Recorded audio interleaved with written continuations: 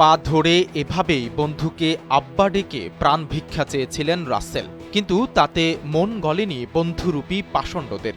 রাতভর তাকে নির্যাতন করা হয়েছে, আঘাতে আঘাতে মৃত্যু নিশ্চিত করা হয়েছে স্ত্রী সন্তানের সামনেই। কেরানীগঞ্জের চাঞ্চল্যকর এই হত্যাকাণ্ডের ৭ দিন পর হতভাগ্য রাসেলের খুনিদের গ্রেফতার করা হয়েছে। গত ১০ জানুয়ারি দক্ষিণ কেরানীগঞ্জ থানা স্বেচ্ছাসেবক লীগের সাংগঠনিক সম্পাদক আফতাব হোসেন রাব্বির নেতৃত্বে রাতভর নির্যাতন চালিয়ে হত্যা করা হয় রাসেলকে। সেলফিন অ্যাপে দেশ বিদেশের যে কোনো জায়গা থেকে অ্যাকাউন্ট খুলতে পারবেন কোনো ঝামেলা ছাড়াই। সেলফিন, আগামীর ব্যাংকিং।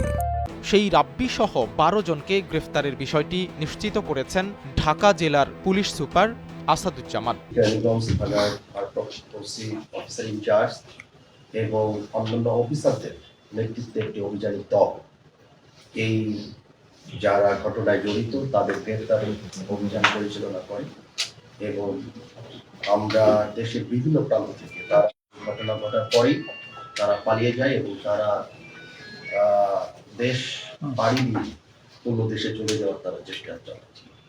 আমরা একদম বর্ডার এলাকা থেকে তাদেরকে গ্রেফতার করি এবং এই দলের যারা এই ঘটনায় সরাসরি জড়িত এদের ১২ জনকে আমরা এখন পর্যন্ত গ্রেফতার করতে সক্ষম হয়েছি।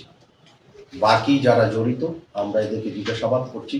বাকি যাদেরই নাম আসবে এবং আমরা যাদের সম্পৃক্ত পাবো তাদের সকলকে আমরা গ্রেফতার করে এই যারা পৈশাচিক নির্যাতন করে পৈশাচিক নির্যাতন করে তার রাসেলকে মেরেছে তাদের প্রত্যেককে আমরা আইনের সম্মুখীন।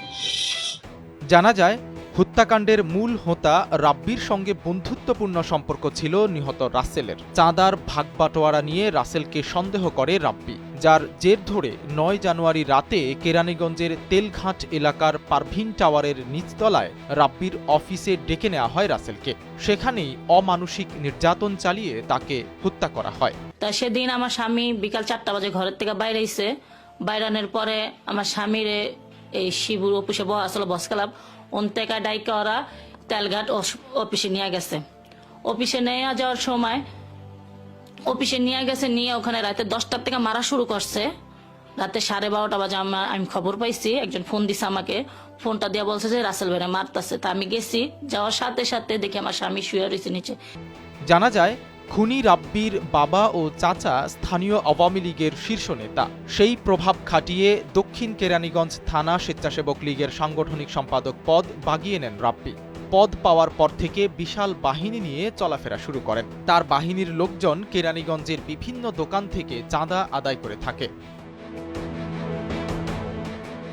সাইদ রহমান, কালবেলা।